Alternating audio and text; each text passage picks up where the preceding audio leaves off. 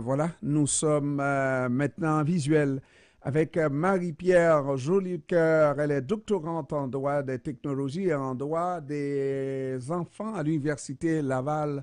Bon après-midi, Madame Jolicoeur. Ça va bien? Ça va bien, Madame Jolicoeur? Oui, oui, ça va bien. Vous aussi, est-ce que vous m'entendez? Très bien, c'était de ma faute. Parfait. Alors, Madame Jolicoeur, on va regarder le dossier de Pornhub et surtout cette loi que veut mettre en place le gouvernement pour, dans le but finalement de protéger les mineurs qui sont mis en contact avec de la pornographie à des heures, à toutes les heures là. C'est possible, pas vrai?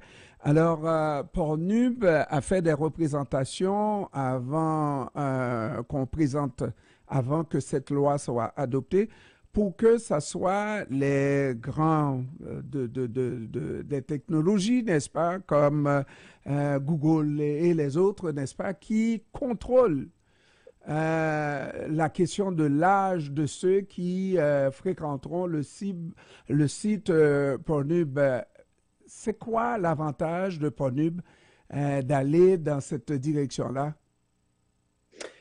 Ben, d'abord, vous le dites bien, hein, le but de ce projet de loi-là de la sénatrice, c'est de protéger les enfants. Donc, l'objectif, c'est de rendre effectif une infraction au code criminel qui est déjà une infraction qui est déjà codifiée là, à l'article 171 du point 1 du code criminel, qui est celle de rendre illégal le fait de rendre disponible du matériel pornographique à des mineurs.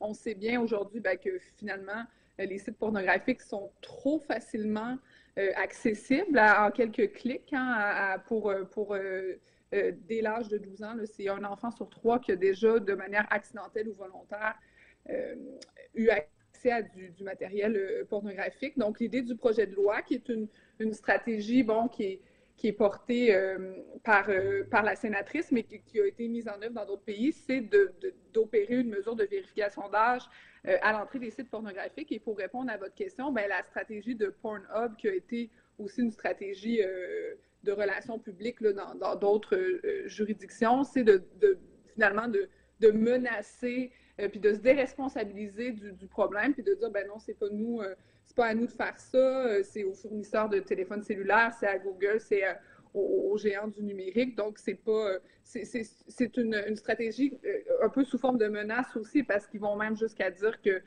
si jamais, bon, la stratégie d'âge passait, ben eux, éventuellement, ils se retireraient, le contenu serait plus disponible, un peu à l'image des menaces qu'il y a eu avec Facebook là, pour ce qui est des contenus de nouvelles, là, donc de dire, ben nous, on se retire. Donc voilà, leur intérêt, en fait, ce qu'ils craignent, c'est une baisse de D'achalandage. circulation, là, pardon, D'achalandage.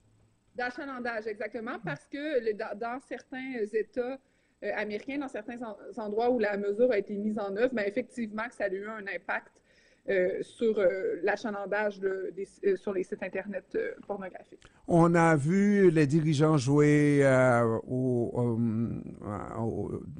aux lobbyistes, n'est-ce pas, pour essayer de ramener le gouvernement sur leur position. Est-ce que c'est une entreprise à ce point importante qu'on devrait négocier avec ces dirigeants-là pour éventuellement couper la poire en deux, étant donné les enjeux extrêmement importants de protection de nos mineurs? Oui, c'est intéressant, en fait, de cette idée d'un peu concilier les points de vue, les parties. Il faut dire que dans un monde idéal, les parties prenantes, les gens qui sont concernés par le problème, on aime qu'ils soient dans le dialogue. Donc, certainement que Pornhub, le fait de rendre disponible du contenu là, qui est destiné aux adultes, je pense pas que ce soit dans leur intérêt et ni dans leur volonté, en fait, qu'il y ait des mineurs qui fréquentent le site. Par contre, la réalité étant ce qu'elle est, c'est pas marginal, hein, comme les statistiques, puis ça, on en entend de toutes parts, mais c'est un nombre important de mineurs qui ont accès trop facilement à ces contenus. Et donc, de les avoir dans le dialogue puis dans la réflexion des stratégies. Je sais, par exemple, qu'en Australie, il y a un organisme qui s'appelle eSafety, puis on réfléchit à la protection des mineurs en ligne. Et justement, l'industrie de la pornographie est inclue là, dans les commissions, les consultations publiques, les dialogues qu'il y a autour de la question. Donc, mais par rapport à cette idée de couper la poire en deux, peut-être juste m'éclairer un peu sur ce que vous avez, parce qu'en fait, la vérification d'âge, soit on la fait, soit on la fait pas. Hein? Non, non, la vérification, non, couper la poire en deux, c'est de trouver une solution mitoyenne, alors que l'intérêt des enfants, des mineurs que vous défendez d'une certaine manière, selon vos études, n'est-ce pas, commande effectivement de prendre, quelle que soit la mesure drastique, y compris si une entreprise ne devrait plus exister, n'est-ce pas, si c'est ça. Entre les deux, on choisit entre deux mots, on choisit toujours le moindre, n'est-ce pas? Oui, ben en fait, on peut choisir une avenue. Puis ceci dit, c'est intéressant aussi. Le débat n'est pas un débat moral sur la pornographie. Hein. Ceci dit, le projet de loi, on s'entend. C'est celui. On est d'accord avec ça. Et cette idée de rendre une pluralité d'acteurs responsables et d'engager une pluralité d'acteurs dans les solutions à mettre en œuvre pour s'assurer que les mineurs soient protégés, ben, c'est une avenue intéressante, puis dans des sujets qui ne concernent pas seulement l'accès à la pornographie chez les mineurs. C'est la même chose pour protéger la vie privée des enfants, la même chose pour lutter contre l'hyperconnectivité ou tous des enjeux qui touchent les droits des enfants dans le numérique. On a souvent tendance à penser, bon, est-ce que c'est un ou l'autre? Est-ce que c'est les parents qui sont responsables ou est-ce que c'est l'industrie ou est-ce qu'on on est très hermétique dans notre réflexion de la responsabilité, alors qu'à mon sens, le fait d'avoir une réflexion sur est-ce que Google, est-ce que une compagnie, un fournisseur de téléphones cellulaires, est-ce que les sites pornographiques, est-ce que les parents? Moi, ma réponse, ça serait, ben, c'est un peu tout ça, finalement. C'est un peu la somme de l'ensemble de ces prises de responsabilité-là par les acteurs qu'il faut mettre en œuvre.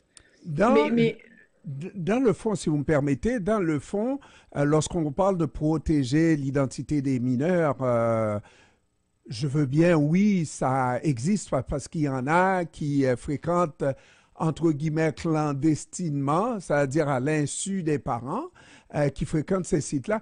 Mais la protection dont il est question, c'est la protection des adultes qui, eux, fréquentent ouvertement, mais qui ne veulent pas qu'on sache que Jean-Ernest fréquente le site, etc., et qu'on identifie Jean-Ernest Pierre, n'est-ce pas, avec une carte, etc. Mais c'est de ça dont il s'agit. C'est la protection d'adultes, beaucoup plus d'identité d'adultes dont il est question. Bien, effectivement que l'objection de la protection des renseignements personnels puis de la vie privée des internautes, c'est une objection qui est très importante. Puis il y a eu des amendements d'ailleurs à la proposition de loi en ce sens-là pour s'assurer que si il y a vérification d'âge, que ça se fasse d'une manière qui soit respectueuse de la vie privée. Il y a toutes sortes de solutions techniques possibles. Je sais que présentement en France, on est en train d'étudier la possibilité du double anonymat. Donc, il y a une tierce partie qui se charge de faire la vérification de l'âge et qu'à aucun moment, finalement, le site, ceux qui hébergent le site pornographique aient accès aux données personnelles des internautes qui fréquentent. Donc, il y a toutes sortes de solutions, puis ça se raffine, si on veut, ça se développe, ces solutions-là technologiques. Et donc, mais je l'entends très bien et je le comprends aussi. Évidemment que si la stratégie de vérification d'âge va de l'avant, ça c'est important que ce soit fait d'une manière qui protège la vie privée là, des internautes, de ceux qui fréquentent les sites pornographiques. Maintenant, compte tenu des précédents avec Meta et compagnie, est-ce que vous pensez que le gouvernement pourrait choisir d'adhérer aux prétentions de Pornhub et de rendre ces grands médias-là responsables de collecter des informations par rapport à l'âge de ceux qui fréquentent le site? Bien, je sais qu'il y a eu des sagas judiciaires dans d'autres juridictions, puis en fait, les prétentions des sites pornographiques ont échoué, là, donc ça n'a pas, ils n'ont pas eu gain de cause en cette matière. Moi, là où la responsabilité de plateforme, des géants du web, je la trouve intéressante, c'est plus au niveau, par exemple, s'il y a des sites problématiques, des sites qui ne se conforment pas à leurs obligations de vérifier l'âge, ben de procéder par des mesures de déréférencement ou d'agir finalement ou de rendre très, très visible aussi que les sites sont réservés à des personnes de 18 ans et plus ou des personnes majeures. Donc, il y a différentes manières créatives là, auxquelles on peut penser pour engager la responsabilité des géants du web dans cette problématique-là de l'accès à la pornographie chez les mineurs, mais à mon sens, puis je pense que les précédents, la jurisprudence aussi va dans ce sens-là, ce n'est pas suffisant finalement pour déresponsabiliser le Pornhub ou les sites pornographiques de leur responsabilité de vérification d'âge. Tout ce qu'on sait, c'est que si la technologie existe, elle existe également pour protéger nos mineurs et on va développer, on va finir par trouver, n'est-ce pas? Le propre de l'humain, c'est de trouver des solutions aux problèmes et ça, c'est pas un très grand problème. C'est pas comme si c'était insoluble. Ben, c'est pas insoluble, puis en fait, ça va aussi avec tous les phénomènes sur lesquels on a peu de recul, qui sont liés à l'hyperconnectivité, puis au fait que, tu sais, l'essor de la pornographie avec le magazine Playboy, tout ça, dans les années 50, tu sais, historiquement, on est, comme vous dites, dans une recherche de solutions qui est normale, mais qui est assez urgente, assez préoccupante aussi. Et donc, on a initié un projet de loi en ce sens-là. En tout cas, je salue le courage de la sénatrice Julie Miville-Deschênes en ce sens-là. Puis ça sera à suivre là, dans les prochaines semaines, les prochains mois pour voir, où va se diriger le débat finalement. Mais tout porte à croire que d'autres pays ont été de l'avant, puis la mesure est maintenant effective. Donc, ce n'est pas marginal pour le Canada de songer à imposer une vérification d'âge à l'entrée des sites pornographiques. Marie-Pierre Jolicoeur, doctorante en droit des technologies et en droit des enfants à l'Université Laval, je vous remercie d'avoir pris du temps de nous parler cet après-midi de ce sujet extrêmement intéressant. Merci à vous. Merci, au revoir.